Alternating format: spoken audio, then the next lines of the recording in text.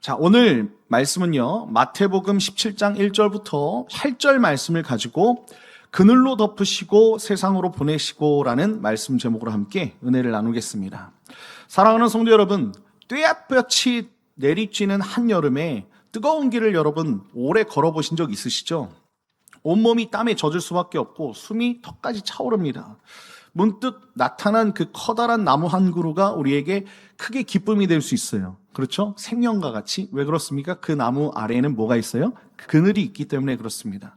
우리가 그 그늘 아래에 들어가서 있는 순간에 그 뜨거운 볕이 사라지게 되고요, 서늘한 바람이 불어오고 지친 몸이 살아나는 줄 믿습니다. 여러분들이 여러분들의 자녀에게 그늘이 되어 주십시오. 여러분들의 이웃에게 그늘이 되어 주십시오.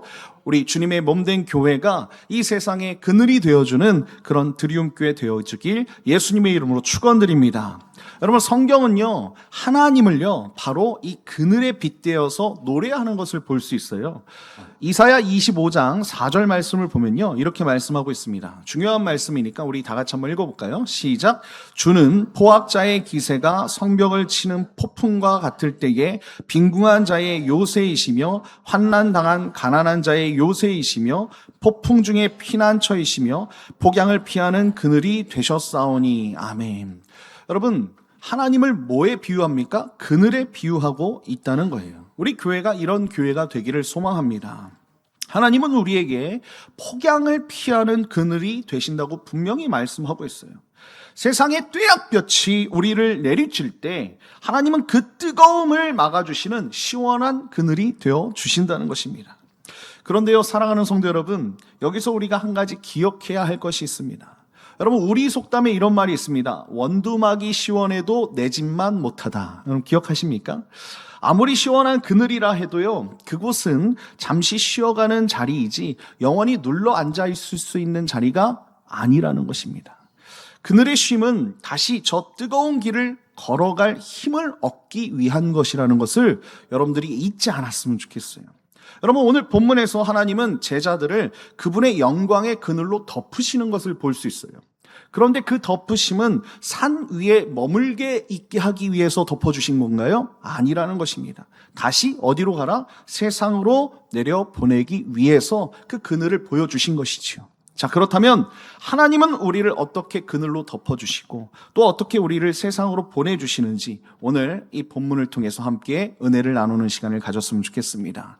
자, 첫 번째는 이것입니다. 첫 번째는요, 그분의 영광이 우리를 덮어주셔야 된다는 것입니다. 자, 따라합시다. 하나님의 영광이 나를 덮어주셔야 합니다. 시작. 하나님의 영광이 나를 덮어주셔야 합니다. 다시 한번 옆 사람에게 이렇게 고백합시다. 하나님의 영광이 당신을 덮습니다. 시작. 하나님의 영광이 당신을 덮습니다.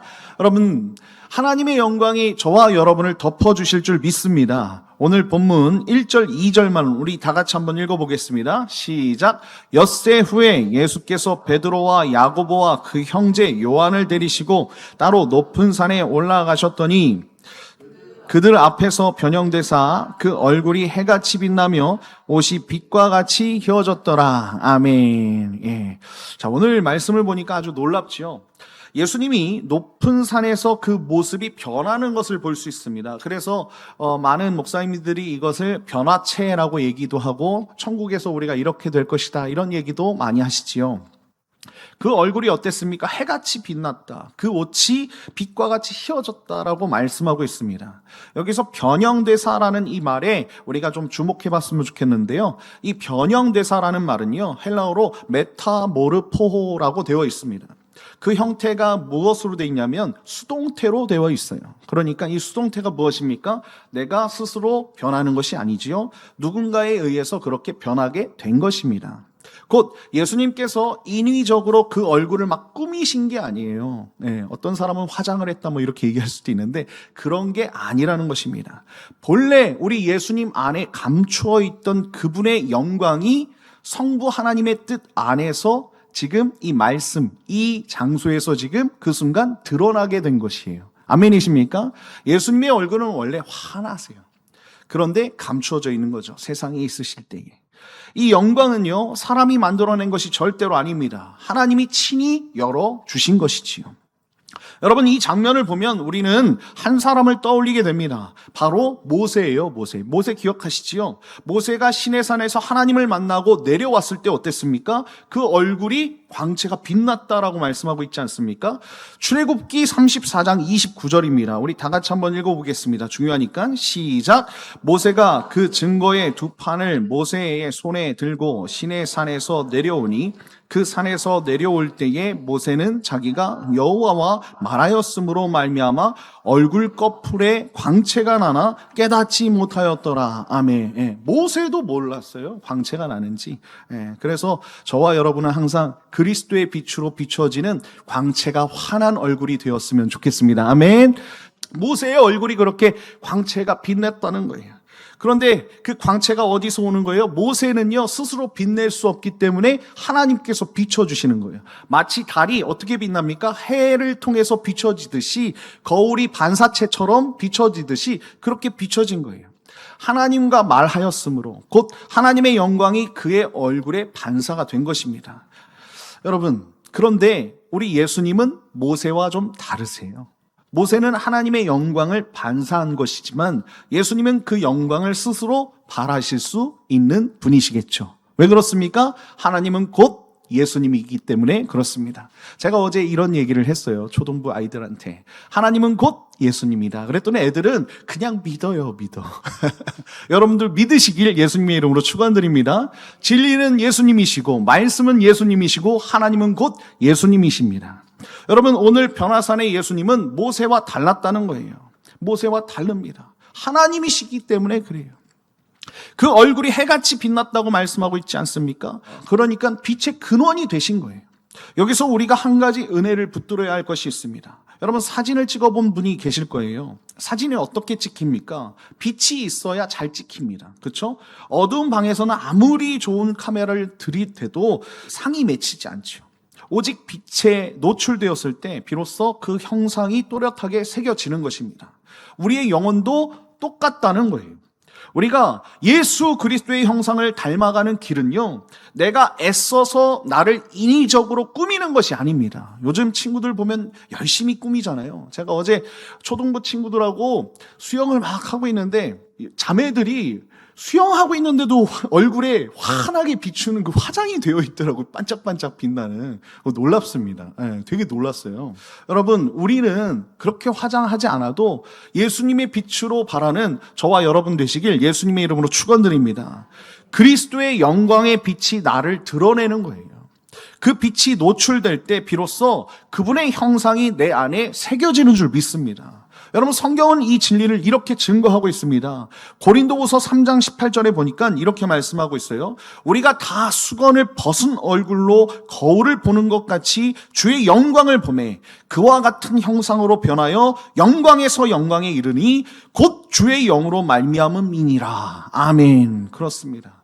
지금은 우리가 수건을 쓴 것처럼 얼굴이 있지만 나중에 우리가 하나님 앞에 들려 올라갔을 때는요, 우리도 변화돼서 우리의 얼굴이 어떻게 되는 거예요? 주의 영광으로 말미암아 수건 벗겨지듯이 벗겨져서 우리의 얼굴이 환해질 것이다 라는 그 말씀을 우리 사도 바울께서 하고 있다는 것입니다.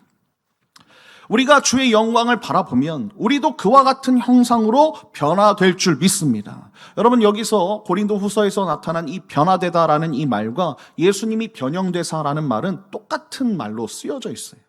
사랑하는 성도 여러분, 그렇다면 예배는 무엇입니까? 내 힘으로 나를 바꾸려는 자리가 예배입니까? 절대 그렇지 않다는 거예요. 예배는 그런 것이 아니에요. 그리스도의 영광의 빛 앞에 나를 활짝 열어드리는 그 장소가 어디입니까? 예배의 장소이고 예배의 행위라는 거예요.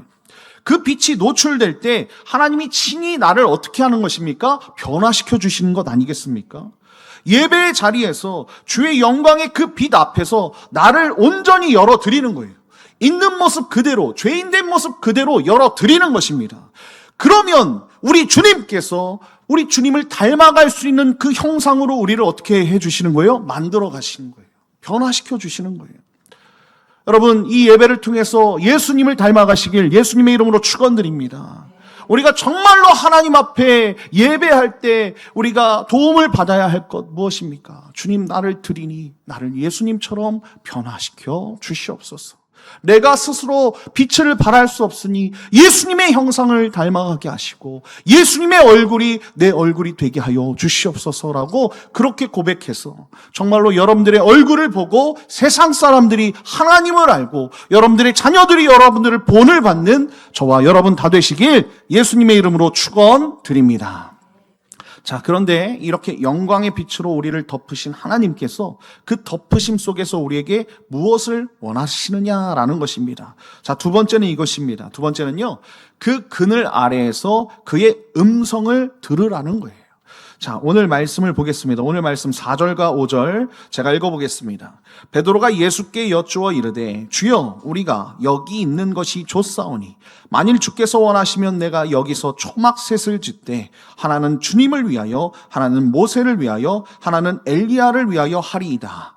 말할 때에 호련히 빛난 구름이 그들을 덮으며 구름 속에서 소리가 나서 이르시되 이는 내 사랑하는 아들이요 내 기뻐하는 자니 너희는 그의 말을 들으라 하시는지라 라고 말씀하는 것을 볼 수 있습니다.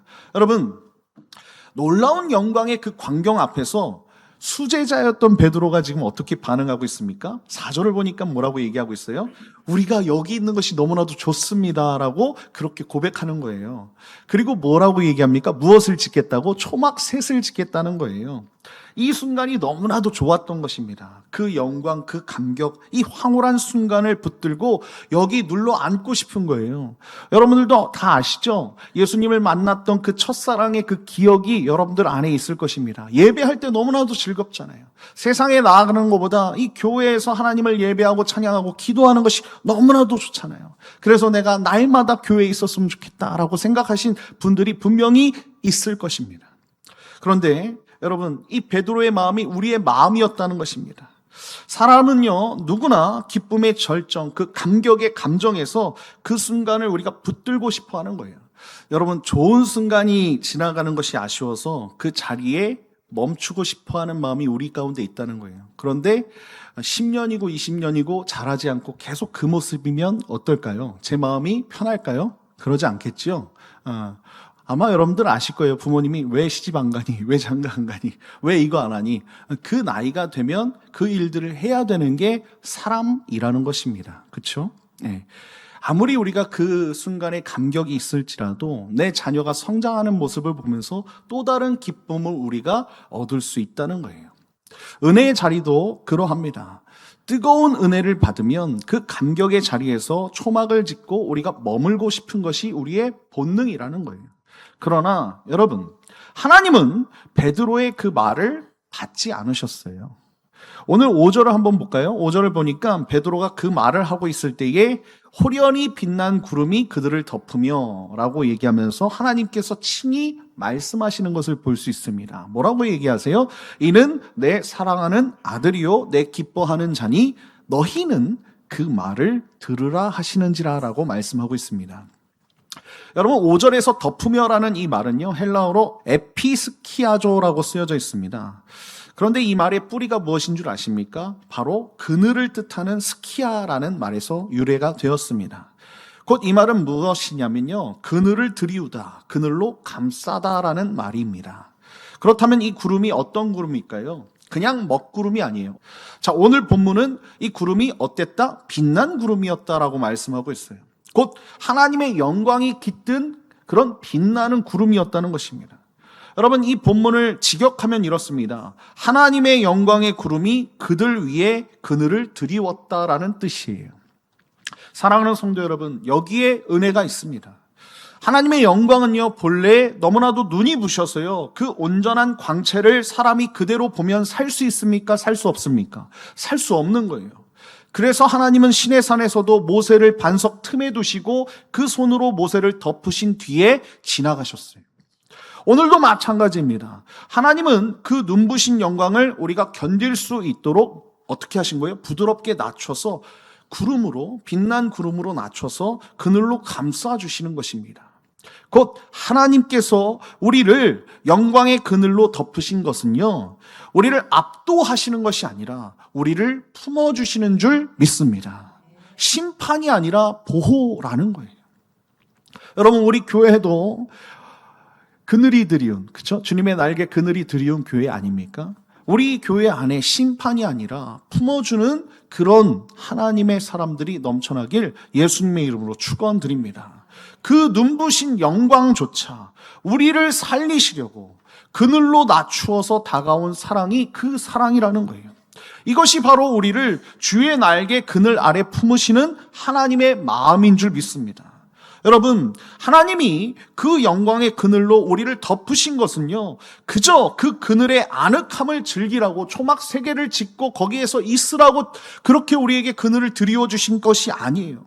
그 그늘 속에서 하나님은 우리에게 한 가지 명령하세요. 뭘 얘기하십니까? 5절 다시 보면 뭐라고 얘기하고 있어요? 너희는 그의 말을 들으라. 내 아들의 말을 들으라라고 말씀하고 있다는 거예요. 이 아들이 누구십니까? 우리에게 곧 말씀이 육신된 예수님 아니시겠습니까? 그러니까 다시 말씀드리면 이 들으라는 이 말은요, 다른 것이 아닙니다.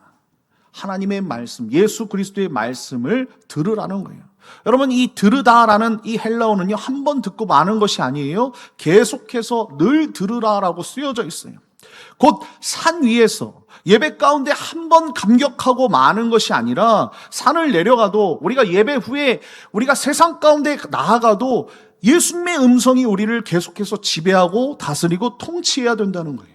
말씀의 기준을 삼고 우리는 살아야 된다는 것입니다. 여러분, 우리는 예수 그리스도의 말씀 가운데 살아야 하는 하나님의 백성인 줄 믿습니다. 내 말의 힘으로 사는 것이 아니에요. 그렇죠? 우리는 떡으로 사는 사람들이 아니고 하나님의 입에서 나오는 모든 말씀으로 사는 하나님의 백성인 줄 믿습니다. 여러분, 히브리서 1장 1절부터 2절을 보면 이렇게 말씀하고 있어요. 우리 다 같이 한번 읽어볼까요? 시작. 옛적에 선지자들을 통하여 여러 부분과 여러 모양으로 우리 조상들에게 말씀하신 하나님이 이 모든 아들을 통하여 우리에게 말씀하셨으니 이 아들을 만유의 상속자로 세우시고 또 그로 말미암아 모든 세계를 지으셨느니라. 아멘. 여러분, 여기 보면 이 모든 날 마지막에는 이라고 말씀하고 있어요. 그렇죠? 우리 예수님께서 하나님이 마지막으로 보내신 우리에게 대한 말씀이라는 것입니다. 여러분, 이것을 깨달으시길 예수님의 이름으로 축원드립니다. 하나님께서 마지막에는 아들을 통하여서 말씀하신다는 것입니다. 옛적에는 선지자들을 통해서 조금씩 말씀하셨지만 이제는 그 아들 예수 그리스도를 통해서 온전히 우리에게 말씀해 주시는 줄 믿습니다. 우리가 정직하게 한번 돌아봐야 돼요. 우리는 은혜의 감격으로 살죠. 그것도 사모하죠. 은혜의 감격을 사모하죠. 정작 근데 그 은혜 속에서 들려주시는 말씀이 우리가 얼마나 귀중한지를 잘 모르고 산다는 것입니다. 그리고 우리가 살면서요, 말씀에 내가 얼마나 귀 기울이고 그 말씀을 보면서 그 기준 삼고 사는지 우리가 한번 깨달아야 된다는 것입니다. 자꾸 우리는 예배 속에서 초막만 지으려고 하지 하나님의 음성, 예수님의 음성, 성령님의 음성을 들으려고 하지 않는다는 거예요. 여러분, 참된 신앙은 감격의 순간에 눌러 앉아 있는 것이 아니라 하나님의 그 말씀, 예수 그리스도의 말씀, 성령님의 그 음성을 들으며 살아내는 것입니다. 이번 한 주간 은혜의 그늘 아래서 초막을 짓는데 마음을 뺏기지 마시고요. 오직 그분의 음성, 그 음성에 여러분들이 신경 쓰시고 그 음성에 예민하셔서 말씀을 계속해서 붙들며 살아가시는 저와 여러분 다 되시길 예수님의 이름으로 축원드립니다. 자, 그렇다면 그 음성을 들은 우리는 이제 어디로 가야 하는가라는 것입니다. 자, 마지막으로 3번째는 이것입니다. 오직 예수를 붙들고 세상으로 나아가라는 것입니다. 자, 오늘 본문 6절만 우리 다 같이 한번 읽어보겠습니다. 시작. 제자들이 듣고 엎드려 심히 두려워하니라고 말씀하고 있습니다. 예. 사랑하는 성도 여러분, 하늘의 음성을 듣고 제자들이 어떻게 했어요? 심히 두려워하는 거예요. 6절을 보십시오. 두려울 수밖에 없지요. 하나님의 음성 앞에서 감히 어떻게 얼굴을 들면서 그 음성을 들을 수 있는 사람이 있겠습니까? 그런데 예수님께서 뭐라고 얘기하시냐면 7절을 보겠습니다. 7절 보면요, 예수께서 나와 그들에게 손을 대시며 이르시되 일어나 두려워하지 말라 하시니라고 말씀하는 것을 볼 수 있습니다. 두려워하지 말라는 거예요. 두려워 엎드린 제자들에게 예수님이 친히 다가오셔서 그 손으로 그들을 어루어 만져주셨다라고 말씀하고 있지 않습니까? 그렇죠? 손을 대시는 거예요. 그러면서 일으켜 세우시는 것입니다. 여러분, 이 장면을 생각하면 저는 권투 경기가 생각이 납니다. 권투 선수들은요, 한 라운드를 힘겹게 싸우면 어떻게 됩니까? 자기 코너로 돌아와서 의자에 앉게 되지요. 그 짧은 시간 동안 그를 돕는 세컨드가 다가와서 터진 상처를 닦아주고 물로 목을 축여주고 그리고 지친 그를 일으켜주지 않습니까? 그리고 무엇보다 그를 어떻게 합니까? 귀에 대고 다음 경기 이렇게 했으면 좋겠어, 저렇게 했으면 좋겠어라고 코치해 줍니다. 말씀해 주는 거죠. 그렇죠? 지친 선수에게 그 코너는 참으로 소중한 쉼의 자리 아닙니까? 그러나 여러분, 그 코너는 결코 눌러 앉아 있으면 안 돼요. 그 코너에 계속 있으면 어떻게 되는 겁니까? 지고 마는 것입니다. 공이 울리면 선수는 다시 일어나서 링 한복판으로 나아가야 되는 것입니다. 사랑하는 성도 여러분, 우리 자녀들이 이제 방학이 끝났어요. 이미 끝난 친구들도 있는데 이 방학은 충전하는 시간이지 눌러 앉아 있는 시간이 아니지 않습니까? 그렇죠? 그래서 우리가 방학 때 잘 충전해서 다시 학교 가서 열심히 공부해 이렇게 얘기한다는 거예요. 우리도 마찬가지입니다. 우리가 한 주간 살면서 이 주일이 얼마나 소중합니까? 남들은 저기 밖에서 막 쉬는데 노는데 우리는 여기서 예배하고 참된 안식을 누린다고 하면서 하나님과 함께 있습니다. 그렇다면 우리가 여기 눌러 앉아 있는 것입니까? 여기서 받은 은혜를 그냥 여기 두고 가는 것입니까? 그렇지 않다는 거예요. 우리의 인생의 경기가 있는데 우리가 받은 은혜를 가지고 어떻게 합니까? 세상 가운데 나가야 된다는 거예요. 우리는 주님의 그 영광을 이 예배를 통해 경험했기 때문에 세상을 두려워하지 말고 하나님의 음성을 우리가 붙잡고 어떻게 합니까? 그 예수 그리스도의 진리를 가지고 세상 가운데 나아가서 싸워 이겨야 된다는 것입니다. 우리 주님께서 오늘 저와 여러분을 지치고 힘들고 어려운 저와 여러분을 어루어 만져주시고 회복시켜주시고 성령의 충만함으로 함께 해주실 줄 믿습니다. 여러분, 그리고 제자들이 눈을 들어 보았을 때 어떻게 됩니까? 누구만 남고 계시는 거예요? 8절을 보니까 이렇게 말씀하고 있죠. 제자들이 눈을 들고 보매 오직 예수 외에는 아무도 보이지 아니하더라. 여러분, 저와 여러분이 고백해야 할 것이 있어요. 세상에서 오직 예수만 바라보는 거예요. 아멘이시죠? 아무리 힘들어도요, 오직 예수, 그분이 우리에게 정답이 된다는 것을 여러분들이 잊지 않으셨으면 좋겠습니다. 눈부시던 모세도 엘리야도 다 사라졌습니다. 남은 것은 오직 무엇입니까? 예수라는 거예요. 우리 안에 예수가 있어야 된다는 거예요. 우리 친구들한테 한번 물어보세요. 너희 마음속에 누가 있니? 예수님이 계십니다. 이 고백이 우리 가운데 있어야 되는 것 아니겠습니까?